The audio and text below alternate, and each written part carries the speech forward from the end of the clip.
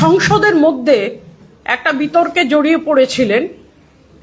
কোনো একটা লিপস্টিক বা কিছু কেনার জন্য তিনি তার সংসদের পাসওয়ার্ড এবং আইডি দিয়ে দিয়েছিলেন বলেই সেই বিতর্কে উনি জড়িয়ে পড়েন। আপনারা তাকে চেনেন, আপনারা আরো ভালোভাবে চেনেন, তার কারণ আপনাদেরই সবাইকে উনি বলেছিলেন 2 টাকার সাংবাদিক।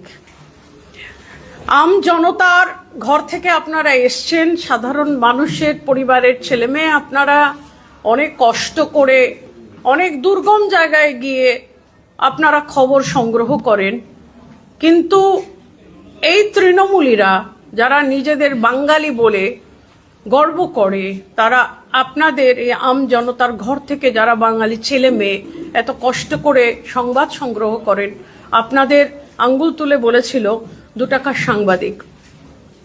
সেই একই জনপ্রতিনিধি আজকে দাবি করছে যে তৃণমূলী না হলে নাকি বাঙালি হওয়া যায় না।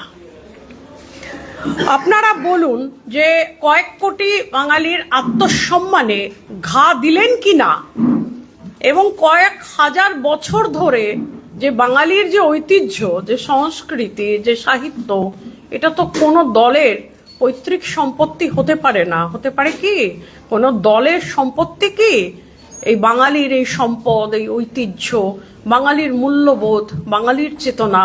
আজকে রবিগুরু কি তৃণমূলী ছিলেন? সুভাষ বোস কি তৃণমূলী ছিলেন না? যিনি যে সাংসদ বলছেন এ কথা, তার বাবা মা তৃণমূলী ছিলেন। তার বাবা মা তাহলে নিশ্চয়ই বাঙালি নন, তাই তো? তাই বোঝায়। এবং এই সাংসদ আপনারা জানেন যে বিভিন্ন সময়, কোনো সময় কালী নিয়ে, কোনো সময় দেবাদিদেব মহাদেব নিয়ে, কোনো সময় মতুয়াদের কণ্ঠীমালা নিয়ে বিভিন্ন সময় যে বিতর্কিত মন্তব্য করেছেন এবং হিন্দুদের ধর্মীয় বিশ্বাসে যে আঘাত দিয়েছেন, আমার মনে হয় যে ভারতীয় জনতা পার্টি তো বটেই, এই পশ্চিমবঙ্গের প্রত্যেকটা বাঙালির প্রতিবাদ করা উচিত এবং সামনের বিধানসভায় এদের যোগ্য জবাব দেওয়া উচিত। তার কারণ এরাই একটি দল যারা প্রতিনিয়ত বাঙালিদের অপমান করে চলেছে। একটি পার্টিকুলার দলের মধ্যে নথিভুক্ত করতে হবে নিজের নাম, সেই দলের হয়ে দালালি করতে হবে, তবেই এই পশ্চিমবঙ্গের মানুষ, বাঙালি, তারা বাঙালির শংসাপত্র পাবে। মানে প্রথমে রাজনৈতিক চিহ্ন, তারপর বাঙালির শংসাপত্র।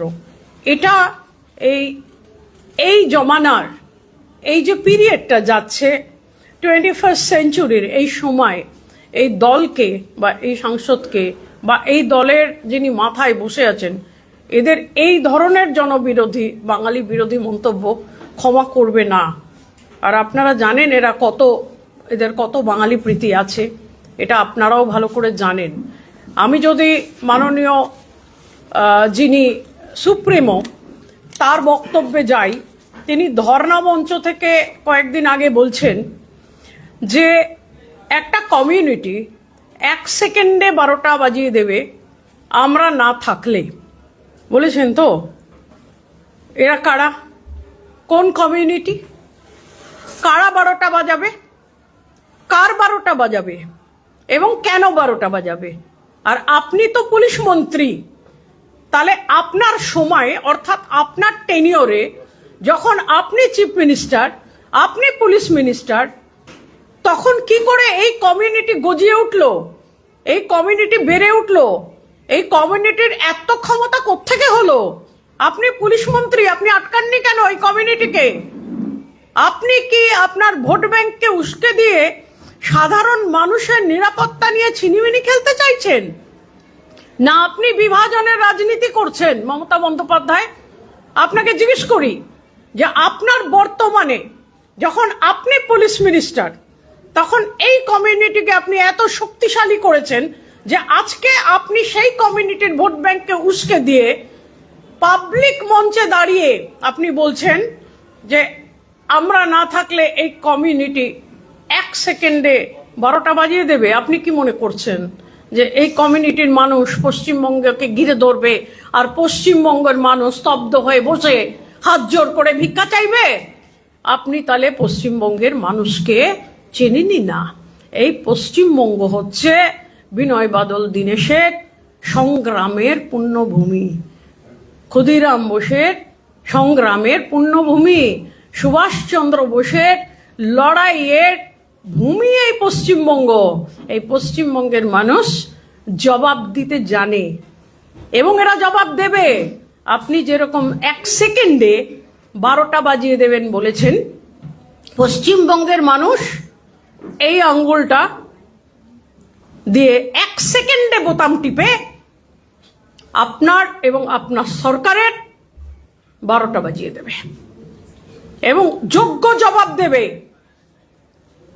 আপনি আজকে প্রশাসনের প্রধান থাকা সত্ত্বেও এবং সর্ব উচ্চতর একটা জায়গায় যেটা সংবিধান আপনাকে দিয়েছে সেখানে বসে থেকে আপনার সাংবিধানিক যে দায়িত্ব, যেটাকে বলে কনস্টিটিউশনাল রেসপন্সিবিলিটি এন্ড অব্লিগেশন, সেটা পালন না করে খোলা মঞ্চ থেকে আপনি বলছেন অত্যন্ত নির্লজ্জতার সঙ্গে যে আমরা না থাকলে একটা কমিউনিটি 1 সেকেন্ডে 12টা বাজিয়ে দেবে। এই কথা আপনি বলতে পারছেন? আপনার একবারও মনে হলো না যেটা আপনার দায়িত্ব দেখা, যে পশ্চিমবঙ্গের মানুষ যাতে শান্তিপূর্ণভাবে নিরাপত্তার সঙ্গে থাকতে পারে তার জন্য এরকম যদি কমিউনিটি থাকে তাকে নিষ্ক্রিয় করা, তাকে বন্ধ করা, সে যাতে এত শক্তিশালী হয়ে খারাপ কাজ না করতে পারে দেখা, সেই আপনার রাজধর্ম পালন না করে উল্টে আপনি ধমকি দিচ্ছেন। তাই জনগণের তরফ থেকে আজকে আমরাও বলছি যে জনগণ কিন্তু 1 আঙ্গুল প্রয়োগ করে ইভিএম মেশিনে একটা বোতাম টিপতে লাগে 1 সেকেন্ড। 1 সেকেন্ডে সেই আঙ্গুলের ব্যবহার করে জনগণ আপনার এই কথার জবাব আপনাকে দেবে। আপনারা আরো জানেন যে এই যে ডিএ 2008 থেকে এই ডিএর সমস্যা চলছে। দেব না করে সুপ্রিম কোর্টে গেল, সুপ্রিম কোর্ট বললেন যে দিয়ে দিন।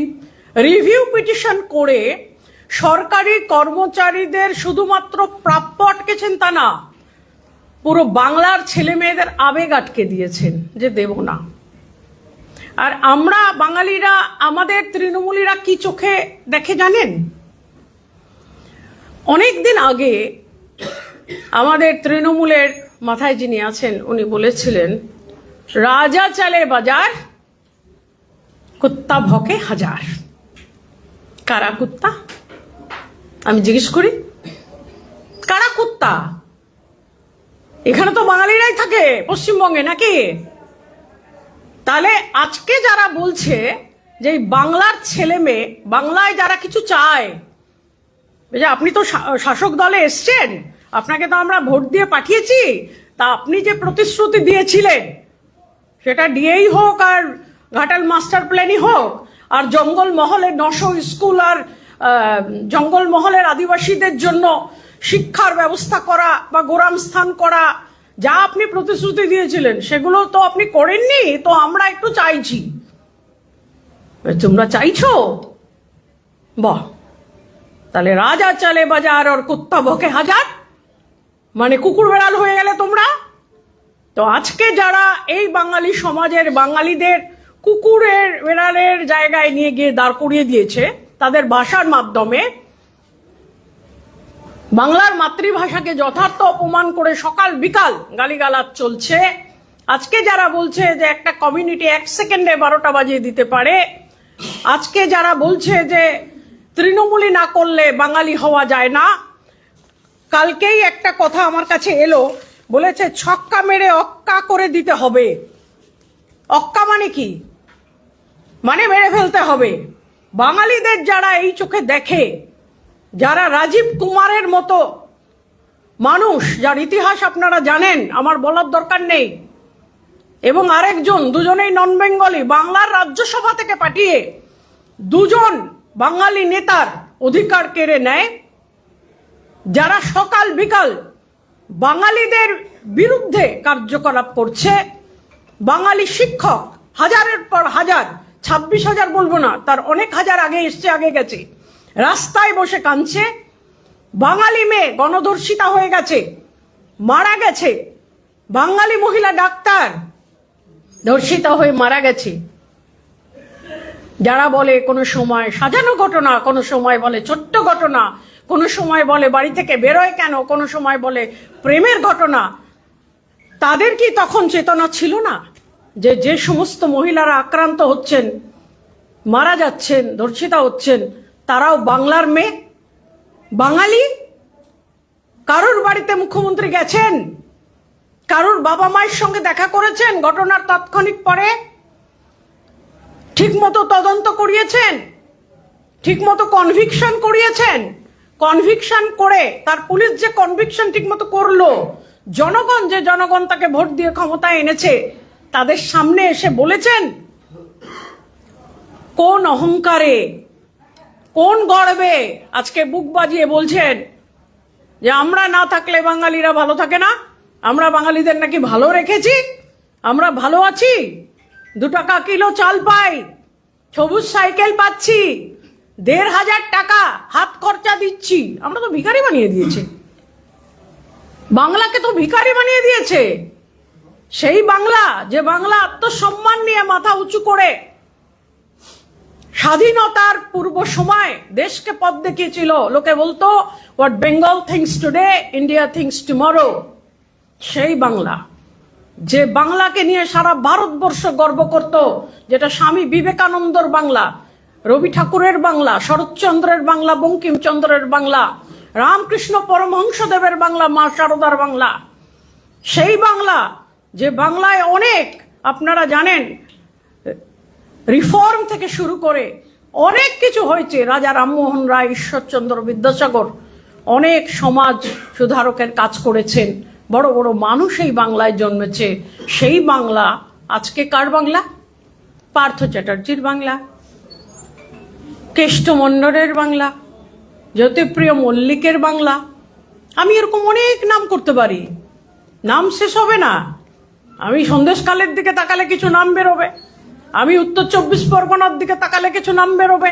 তাদের বাংলা, যে বাংলায় আজকে শুধু চুরি, ডাকাতি, কমিশন, কাটমানি, এছাড়া সারা ভারত যখন বাংলাকে নিয়ে কথা বলে আর কিছু কোনো কথা বলে না।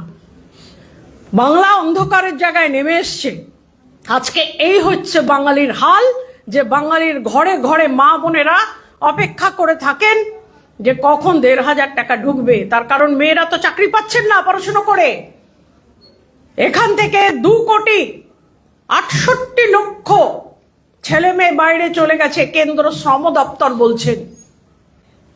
এখান থেকে 448টা ক্লাসিফাইড ইন্ডাস্ট্রি বাইরে চলে গেছে, গভর্নমেন্ট অফ ইন্ডিয়ার ডেটা বলছে। এখান থেকে প্রায় 6,895টা নন ক্লাসিফাইড ইন্ডাস্ট্রি বাইরে চলে গেছে। সাপ্লাই ডিম্যান্ড চেইন নষ্ট হয়ে গেছে। যারা এমএসএমইতে বিজনেস করবেন, এন্টারপ্রেনিয়র হবেন, ছোট বিজনেস করবেন, তারা করতে পারছেন না। সেই সম্ভাবনাও বাংলায় নেই। বাংলা ডুবে গেছে বেকারত্বে, বাংলা ডুবে গেছে ধর্ষণে, বাংলা ডুবে গেছে কাটমানিতে, বাংলা ডুবে গেছে অন্যায় অত্যাচারে। বাংলার চাকরিগুলো ঘুষের বদলে বিক্রি হচ্ছে। আর উনি বলছেন আমরা আছি বলে বাঙালিরা ভালো আছে। আজকে ভারতীয় জনতা পার্টি উনার এই মন্তব্যর তীব্র নিন্দা করছে এবং প্রত্যেকটা বাঙালিকে আমি বলতে চাই যে আপনারা নিজেদের দিকে তাকিয়ে, নিজেদের জীবনের দিকে তাকিয়ে লাস্ট 2011 থেকে আপনাদের জীবনযাত্রায় উন্নত মানের কিছু এসছে কিনা দেখে নিয়ে আপনারা বিচার করে সামনের বিধানসভায় আপনারা ভোট দেবেন এবং ওই একটা আঙ্গুল প্রয়োগ করে 1 সেকেন্ডে আপনারা ওদের 12টা বাজাবেন যারা আপনাদের দীর্ঘদিন ধরে 12টা বাজাচ্ছে। আমাদের ভিডিও ভালো লাগলে লাইক এবং শেয়ার করুন। কমেন্ট সেকশনে গিয়ে জানান আপনাদের মতামত। আরও ভিডিও পেতে আমাদের চ্যানেল সাবস্ক্রাইব করুন এবং প্রতি মুহূর্তে খবরের আপডেট পেতে প্রেস করুন বেল আইকন।